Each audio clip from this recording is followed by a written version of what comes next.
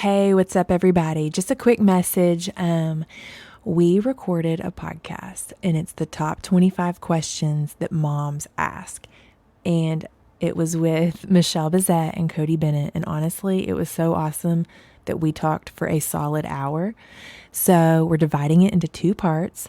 And what you're about to listen to is part one. So go ahead and give it a listen, and then make sure that you keep your eyes out for part two. It'll be coming very soon, and I promise you, it's going to be awesome. Let's give it a listen.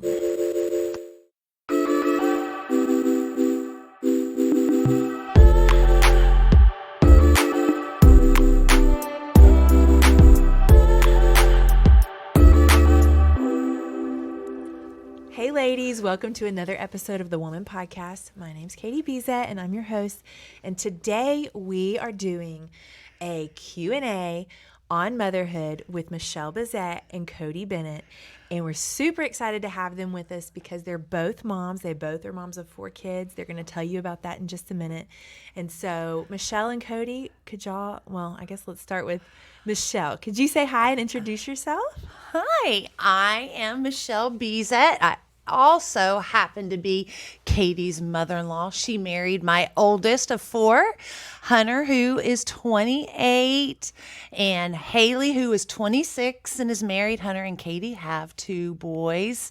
They were the first to give me grandchildren. I will always remember that. You're welcome. And then my daughter, 26, is married, and she was the first to give me a granddaughter. So she will be remembered that for that. I feel sorry for my other 2 children. They have nothing to be remembered by. One of them says that they're going to give me twins, though, so that they'll get to make their mark. And so Hunter is the oldest, 28. Haley is 26. Tanner is 24 and is married. And Grace is 22 and is married as well. Yes. And they have not provided the twins yet that they have promised. Yeah, one day, maybe. We'll see. Keep praying, Grace. Yes. Is it Grace that wants twins? Tanner's both. wife, Emily, both. Yeah, they're just, they're in a run for it here. I think twins are a novelty and seem exciting, and then you have them. Because I wanted twins too. They run in my family, and then I had one baby, and I thought, 2 would be a doozy. I prayed for twins every time until I knew it was our last. And then I was like, Lord, please not twins on this one. Because I thought if we just had 2 sets of twins, Right. man, we could knock out 4 pretty fast. Yeah. Okay, so Codi, would you go ahead and introduce yourself? Hello, my name is Codi Bennett, and my husband James and I have been married 17 years, and we have 4 kids, 4 very different kids. Grayson, the baby, is 7, and then there's Reeves, and he is 9, and then Corbin is 11, and London, our oldest, just turned 13. So we are learning what it's like to parent our first teenager. I know. Yeah. I can't even imagine. Parenting teenagers. So, like Michelle said, I have a 3-year-old and a little over 1-year-old, and then Codi has the next stage, and then Michelle has. Yeah, we're just kind of stair-stepped in here. Right. So hopefully we can help. So like I said earlier, we asked on social media for you guys to submit questions about motherhood, anything related to being a mom, and our goal is to answer those and help provide some kind of wisdom. And you guys really did submit some awesome questions. Yeah, Really good ones. Really good ones. And so we've got a lot to get through. So our goal is to hit these rapid fire and knock them all out.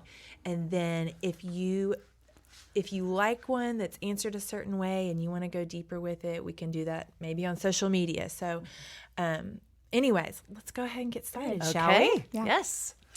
Okay, so question number 1 is, how do you know when it's time to add another baby to the crew, and how do you handle that? Right. Who wants it? I know. I didn't handle it very fair because we had a boy and a girl, and my husband was done. He was like, we're good. We got a boy and a girl. We're good. And I was like, no, I need another boy and a girl. And so I would get, there's nothing like the prayers of kids. They just go straight to the throne. And so I would get my other two that were, 3 and 1 to pray, God, change Daddy's heart and give us another baby. Oh my gosh. And he would walk by the room and hear us praying. And he's like, that is not fair. You cannot do that. But God changed Daddy's heart. And I got 2 more babies out of it. Oh my gosh. The deal. And so for us, that's just kind of funny. But for me, I just really wanted 4 children. I know for a lot of people, that's like, whoa, that is too many. But for me, I love a party. I just want life fun, and I wanted every meal, every bedtime, everything to be a party. And so for us, that's why I wanted 4. Right.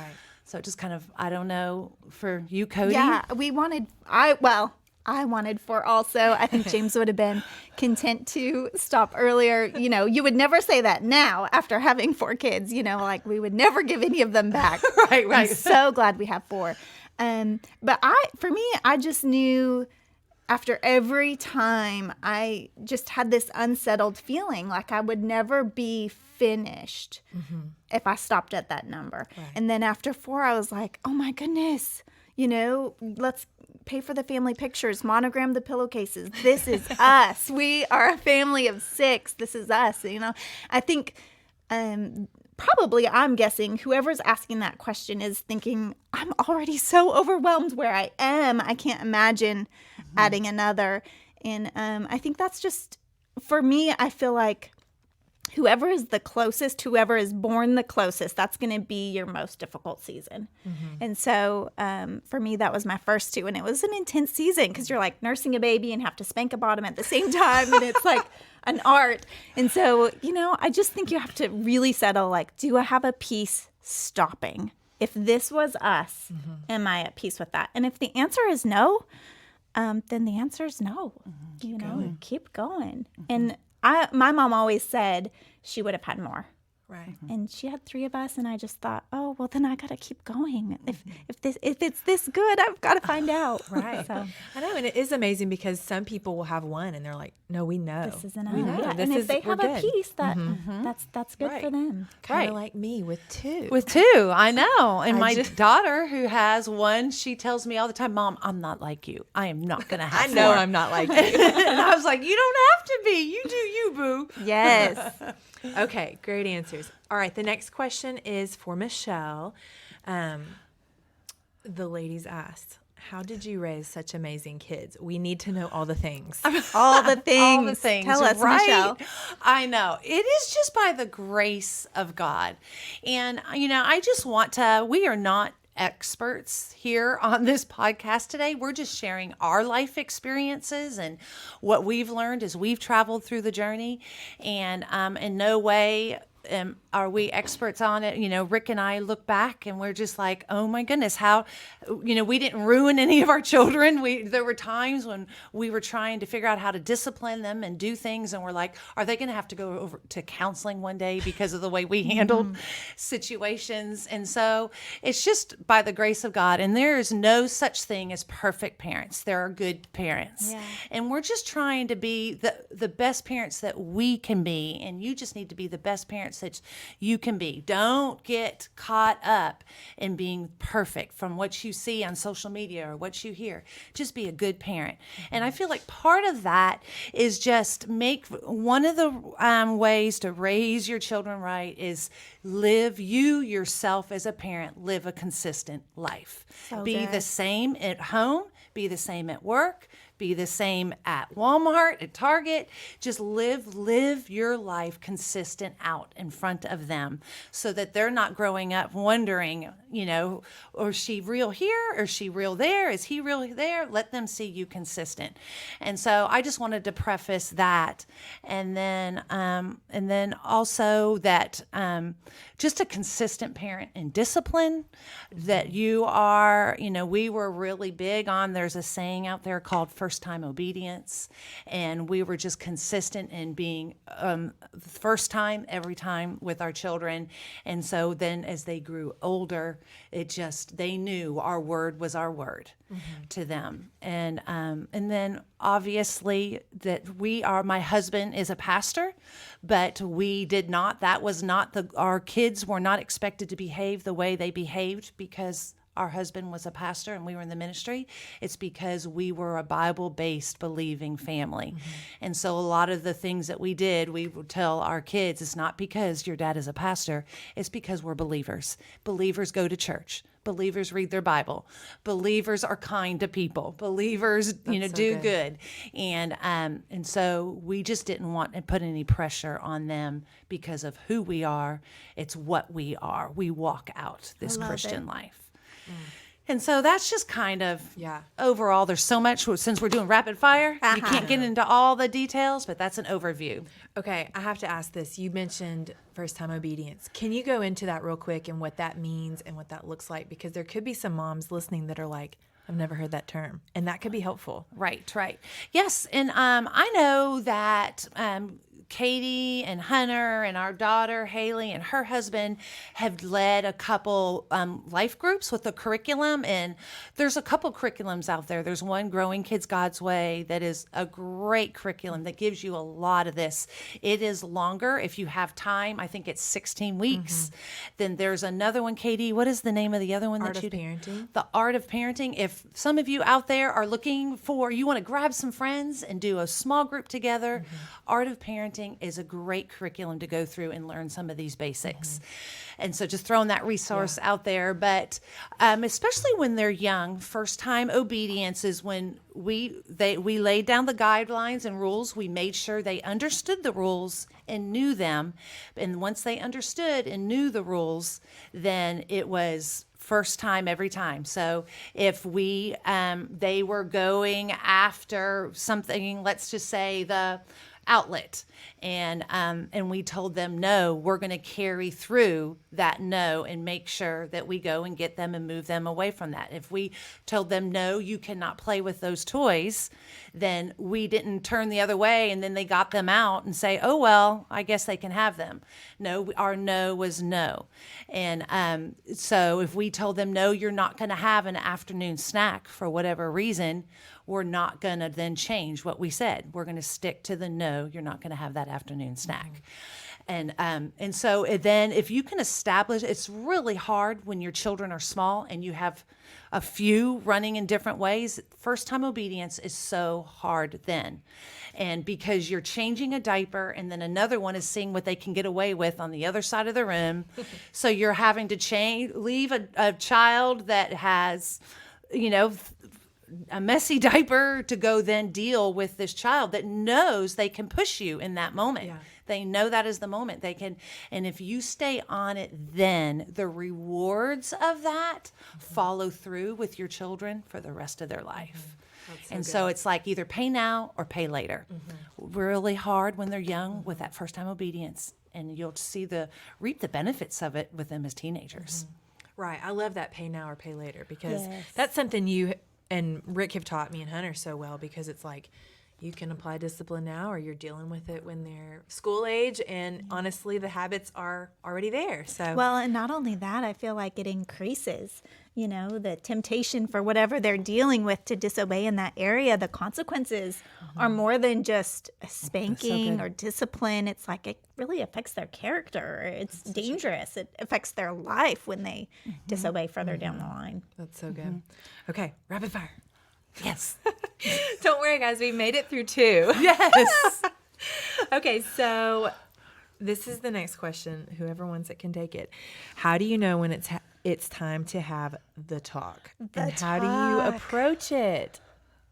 Go Cody. You know what? You're probably there right now. I so depend on other people's resources because I figure people have been having kids for a lot of years, and other people have, had amazing kids, Pastor Rick and Michelle, and so I just lean a lot on other people's resources. And so, most people say it's pretty soon that you need to talk to your kids. So I would guess, mom, whoever's asking this, it's probably time. If you're wondering if it's time, it probably is, because you don't want your kids finding out about sensitive information through avenues that you have not tried and trusted. You want to be the trusted resource on the information that your kids have. So it's probably time. But research says kids find out about things that fall into the category of, quote, the talk between 8 and 12. Yeah. So, oh my gosh. I remember earlier than that, kids talking about it. And my mom was extremely protective of who I hung out with and who I was around. And it's just, for me, everybody comes from a different home. I know. So. Right. And you think that the neighbor kid, comes from a great home, and surely they don't know, but they know. Surely. It's just easy. There's so much access to find out at a younger. Even more so now. Yes. And then some of you might be familiar with this, but there's one tip that we learned early on is that whenever we did have the talk with them, we took them away overnight somewhere and just made it fun, because it can be an awkward situation. And so we tried to make the awkward situation fun for them. And they all knew when they got to a certain age that they were going to have their little night away with us. And we went into all the details with them, but it was going to be a night in a hotel or whatever. If you have a friend that has a house that you can use, just something to where you just make this just kind of a special time with them. That's so It good. helps a lot. Yeah. Okay, next question. How do you keep the peace when your daughters have a bad attitude? Who wants it? Well, I can have a sassy attitude myself. And so I'm sure that only lends towards girls that have sassy attitudes. One thing that I've learned, though, is if I demonstrate a sassy attitude, that will for sure lend to them having a sassy attitude. And so I want my girls to know it's a safe place for you to lose your cool, and I'm not going to. And if I do, I'm going to apologize, because I can't expect that I'm always going to keep it together, but that I'm going to come back to them and be like, that is not the tone that is going to carry you well through life, that I always repent to them. Good. But that I'm not going to get angry with them when they have an attitude. I'm going to do my best to keep my cool. Right. And you're modeling what it's like to I'm trying not to have a bad attitude. Yeah. Yeah. And then something we used to tell our daughter a lot was, it's not what you said, it's how you said it. And so sometimes they're just trying to convey something to us that's very real to them. And we would just had to train our more sassy daughter that you have a voice. We want to hear what you said, but it's not what you said, it's how you said it. If you could just say it maybe in a little sweeter tone. We want to hear you, but can you change your tone in this? That's a good reminder for us all. Yes. Okay, next question. What have you learned about the heart of God through motherhood? Goodness, he's just so patient. He's so patient with us, and obviously it can be difficult to be patient with the kids because they are learning. They don't know, they're just on their own little tiny journey trying to figure things out for the first time. And I just know that's how God looks at us, like, oh, they're so little. They're just trying to figure out their own tiny little way. And he's so patient. I know I had a conversation years ago with Michelle, and I was like, man, I just wish I would have known all of the things before I had kids. And she's like, don't you think the Lord uses your kids to teach you all the things? I'm like, oh, you're so smart. Like, goodness, he just uses my children so much to teach me. I remember saying that. So good. Yeah, and I just remember watching even my grandson, Jack, when he first started walking, and he would walk and he'd fall down, and then he'd walk and he'd fall down. And I just remember watching him thinking, is that not what we do as believers? We take we think, okay, we've got this thing, we've got this Christian walk thing, or we've got whatever discipline we're practicing in our life, we've got whatever the Lord is showing us, and then we fall down. And the most important thing about watching them is that Jack got back up. He got back up and tried it again. Yeah. And that's, just with us, that we need to get back up. We're gonna stumble like those precious little toddlers, and we just have to get back up, do it again. So good. Okay. Next question. Rapid fire. Okay, so this is someone that We're asked, really good at rapid fire, I aren't know. we, Katie? It's more like slow and steady fire. They're not like yes or no questions. I know. So. I know. No, y'all are doing great. I don't want the answers to be too short where people are like, wish they would have expounded. That was vague. Thanks for all the information. Okay, so the next question is from somebody who does not yet have kids, and but obviously they want kids. The question is, what are ways that I can build my marriage and my life now to prepare myself for kids? I say, dig in. Like I said, there's really, as much as you think you can prepare for children, there's just so many unforeseen personalities and circumstances. The Lord is so sweet to give you some of the most interesting situations along the way in parenthood. And so I say, dig into your marriage. These are the years that you can love extravagantly, vacation extravagantly, make out every day, be intense and impassioned in your relationship with your husband, because children are going to challenge that situation. It's just a time. Yeah. There's a factor to it. There's going to be kids around. There's other people present. And so it's going to change that dynamic. And so digging deep into that marriage relationship before kids show up, my goodness, it's so good. So worth it. That's so good. Yeah, and this kind of relates to that. I saw this quote, and whether this person is saying this because they're just not ready to have kids yet, maybe they're battling infertility. I saw a quote that said, "No matter the outcome of my fertility journey, it can never be said that I failed to bear fruit." And I just thought that was beautiful, because we bear fruit, whether it is from the natural children we have or the people in our lives that we pour into.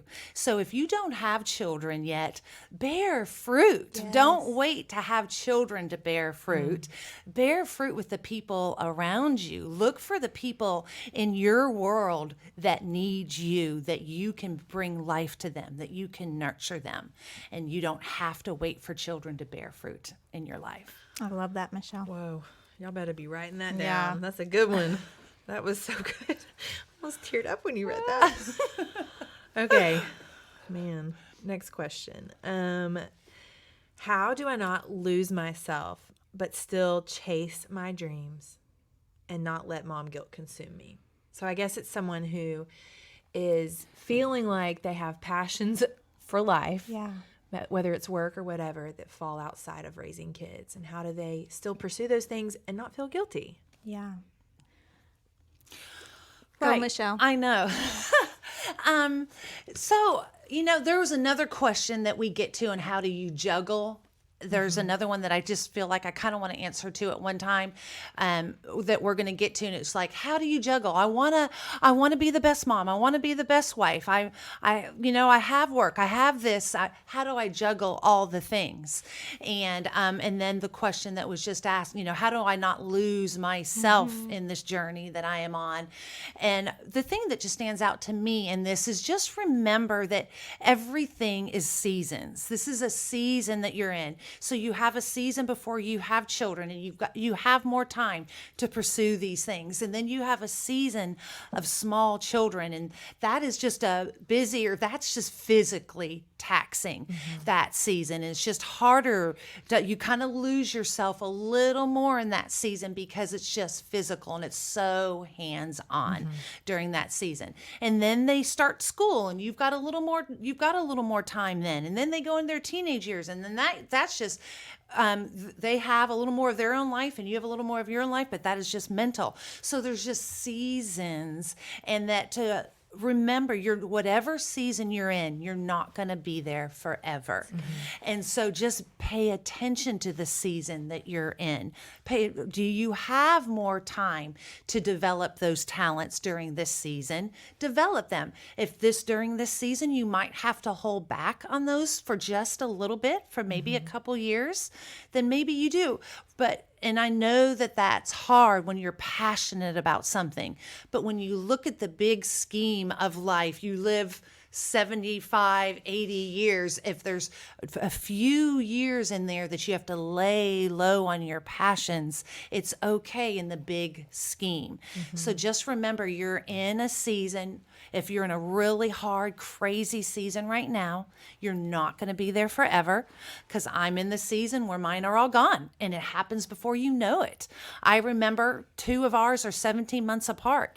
And when I found out my daughter was 9 months old, and I found I was pregnant with the next one, and I started crying, and Rick told me, I know they're so close, they're so close in age, and I know you wanted more, but we'll get through this. And I'm like, that is not it. They're just so close in age. They're going to all leave me at once. And he was like, really? That's what you're thinking about right now, when this child isn't even here? And then it happened. They all left, and they were all gone, and that season was just done. And I know you hear that. I know those of you that have small children hear that. Enjoy it while it lasts. It's gone forever. And then it's just gone. And people would tell me that, and it would stress me out. And I'm trying to enjoy the season I'm in. And so just know that you are in a season. My mom used to always tell me, and this too shall pass. And it does. The good and the bad of this season passes. So enjoy this season, because the good of it passes as well as the bad of it. And so all that was a lot of words just to say that if you are just struggling, just know that there's time, there's seasons for this and that. Don't think you have to do everything in this one season, that you get to spread it out over a lifetime. That's so good. Well, and it ties back into your answer a few minutes ago about being fruitful in whatever season that you're in. It's like, I mean, God can show you how to be fruitful, even when you feel like you're stuck changing 30 dirty diapers a day. You know? Then use that season to pray. Yes, that's good. Very good. Okay. Next question, if my phone will open. Michelle, this one's for you. Oh, no, it can be for both of y'all. Oh, good. Cody can talk now since I babbled. So no, you didn't babble, but somebody had a very specific question. Yes. Someone that's pregnant with their 4th, and they just said, how was the transition from baby number 3 to baby number 4, and do you have any tips? Oh, goodness. Well, I always said having 4 kids is easier than being pregnant with 3. Like when you are pregnant and have 3 small children at your feet, that is more difficult than when you have 4 actual humans outside your body. And so I would say, sister, look forward. It gets better. It is better than being pregnant. It's better. Yeah. But as when you have small kids, you just need to remember to drink water, keep the babies alive. Like try not to, set all these Instagram goals about doing all these fancy things, getting dressed and wearing lipstick, and just keep the children alive. Just do the thing that God has created you to do at home, and just survive those moments. It is okay. I read a lot when I was at home nursing with kids. Every time I would sit home, I would try and drink water and pick up a book and read a little bit. Like I said, I just figure other people that have gone before us, have the smart things to say. So I tried to just read a lot. And sleep training was really important to me. Teaching your babies to sleep really benefited me. I think a few exhausted nights when you're sleep training are so worth nights and nights and nights of sleep on the other end. And so if you have a baby that's not sleeping through the night, I would make that a goal. I think everyone will get better sleep if you teach that baby to sleep. Let's go there real fast, because I know, honestly, from Facebook, I feel there are so many questions. People have so many questions. And when you're a mom and you're not sleeping, or your kids are in bed kicking you in the face, or they wake up 30 times a night and they come in your room and stand by your bed and stare at you, it's crazy. So I know that you guys both, Michelle and Cody, you both worked really hard to have boundaries and sleep train your children. Can you give any tips for moms that are exasperated and don't know where to start? I know this is a thrown in one that we haven't even thought about. I know. I would just throw out there, don't be afraid to let them cry. I mean, it's really hard. I remember with our first one, telling my husband was willing to do that way sooner than I was. And I would say, okay, let's just wait until they're on solids. Okay, let's just wait until they have this. Let's just wait. And then finally he was like, no, we're doing this. And so if you're not familiar with sleep training, it's just that feeding that time of night that they're waking up, you let them cry through it. Yeah. And it was just really hard. I had to put a pillow over my head, do a big box fan, and my husband had to tell me when it was over. And we did that for 2-3 nights, and some, depending on the will of your child, could be a few more nights of that. It could be 15 minutes, it could be 30, it could be more. But it was 3 to 4 nights of crying, and it was just really sad and hard, and I hated it. And then it was wonderful. And then everyone gets to sleep. Then everybody sleeps. And it was like, I was like, to my husband, like, why didn't we do this months ago? Right.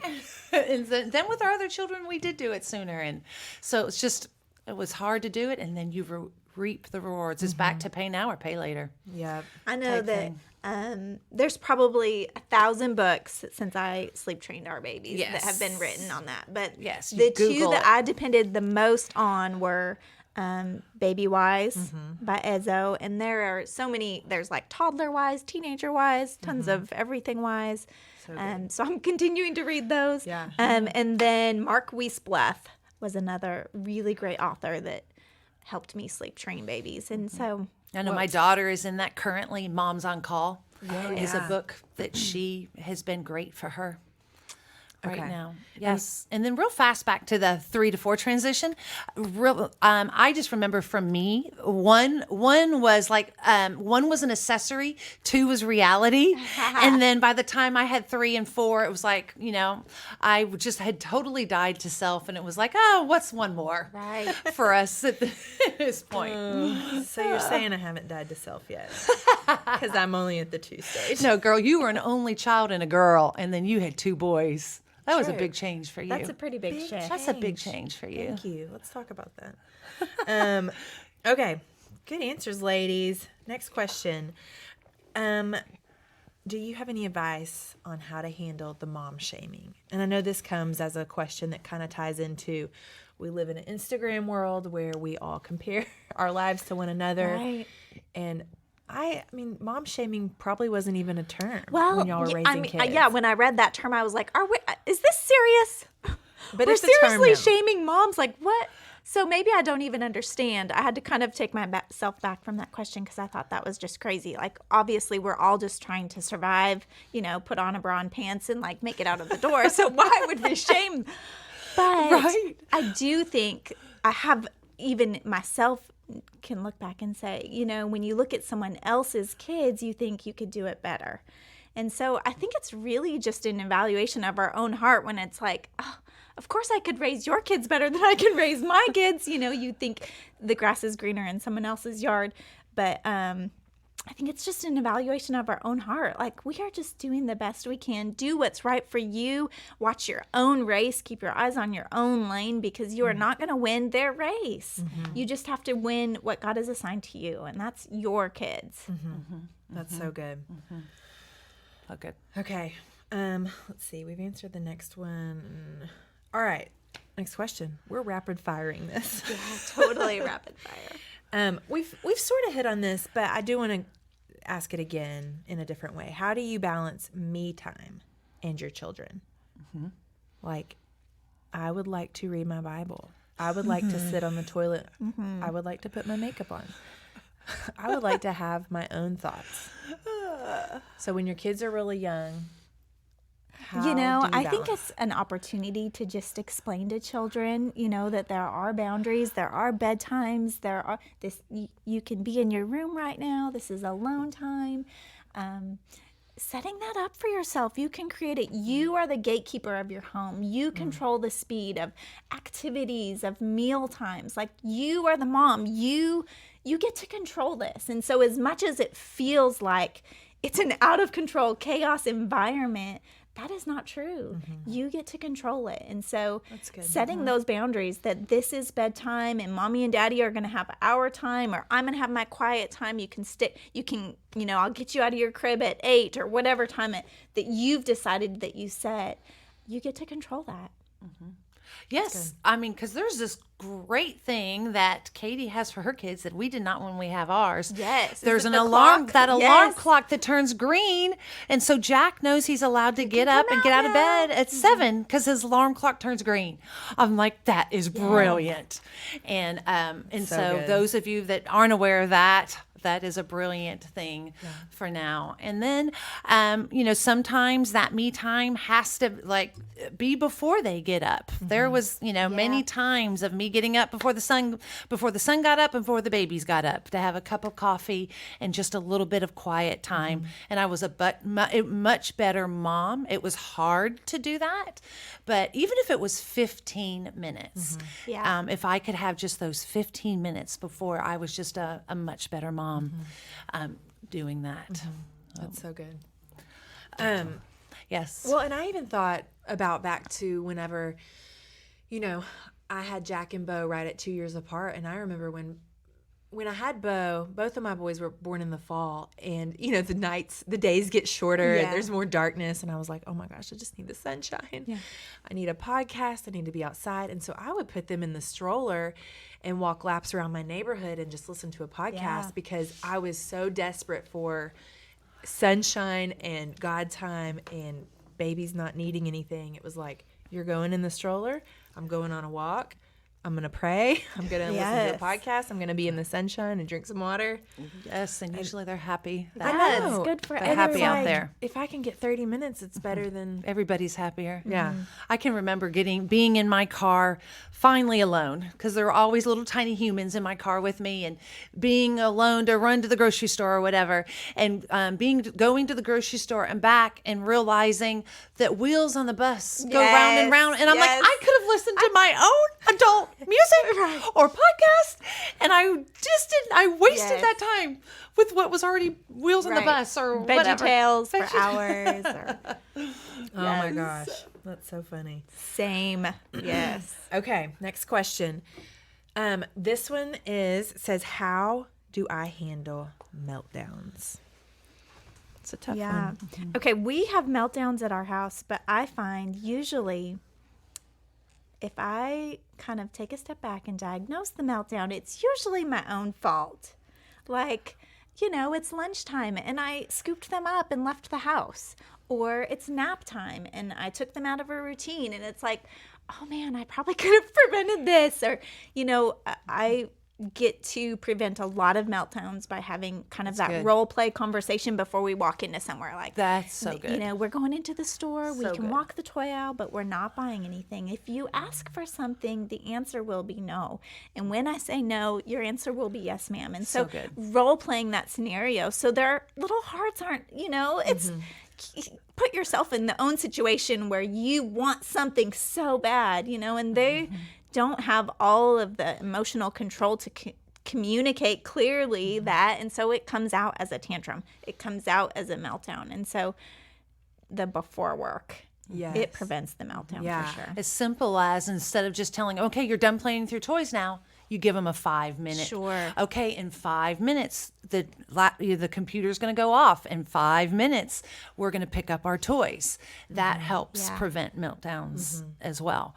But then there's sometimes you have a pure, there's still honest meltdowns sometimes. Meltdown, and we had one of those because I thought everything Codi just said was wonderful and beautiful, and we need to.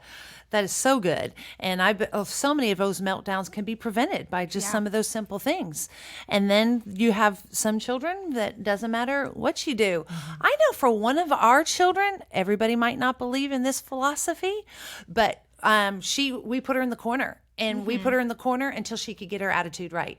And we would tell her, until you can get you're going to be in the corner. When you can come out with a happy heart, then you come out and we'll talk.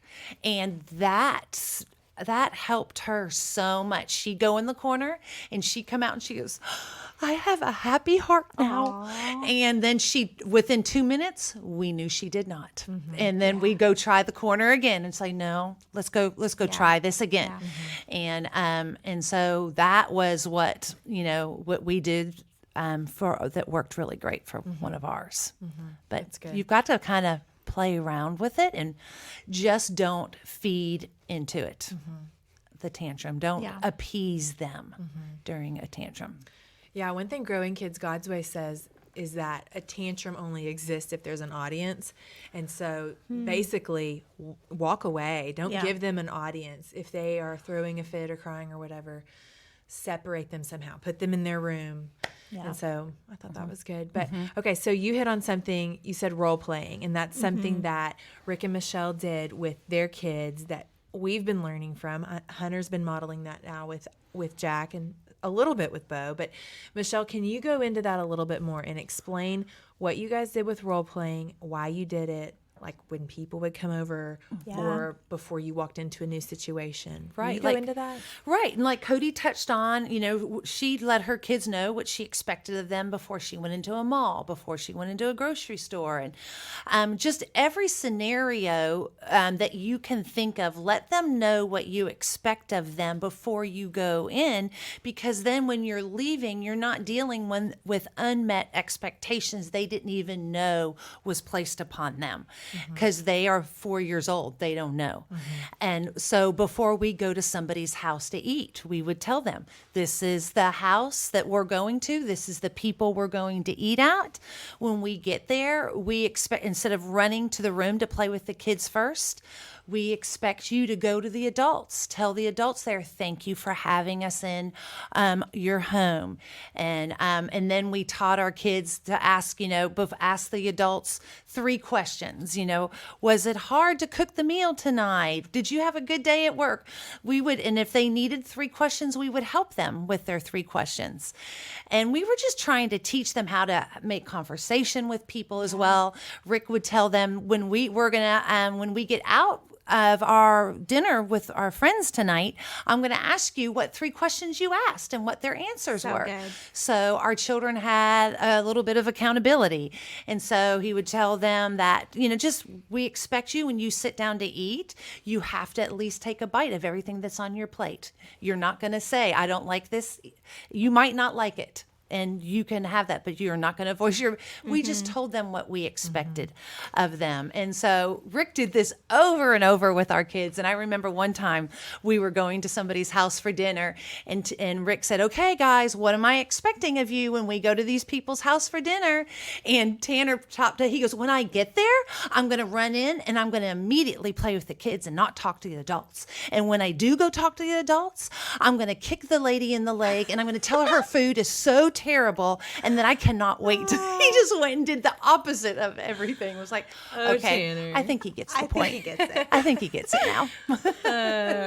They know now. Such a comedian. That really is so good, though. Hunter and I had a life group this past semester, and just the topic of role playing came up, and I mean, it was the best conversation. Yeah. Everyone was like, your parents did what? Tell us more. And so I'm excited that we get to share that. It really is so helpful. Yeah. Yes. Well, there's so much. I mean, I don't know if it's because I'm an only child, but there's just so much about parenting that honestly doesn't feel like it comes naturally. And I'm like, I would have never known. I wouldn't have. That was something Rick brought into our marriage. I don't know how he knew to do that. Right. But yeah, he'd even role play. He'd go outside and knock on the door of our house and teach them how to make them answer the door and how to greet people. And they're not only learning what you expect, but they learned such good social skills. And I feel like that is definitely a skill that's lacking these days. With such a digital generation. Just that's the social skills that they're learning. Well, Michelle and Codi, thank you both so much for being here this morning. I'm so glad that we got through all the questions. We did it. I don't know how rapid we were. Fast. We did it. Let's just say we're going to break this into 2 episodes. Okay. But thank y'all both for being here today. And ladies, thank you for listening to another episode of the Woman Podcast. Like always, we would love it if you would share this with your friends and leave us a 5-star review and like it and all the things. We have an Instagram if you want to stay connected at Woman Conference, and we have a Facebook page too to keep the conversation going. It's Woman Conference. So we'll see you soon. Bye. Bye.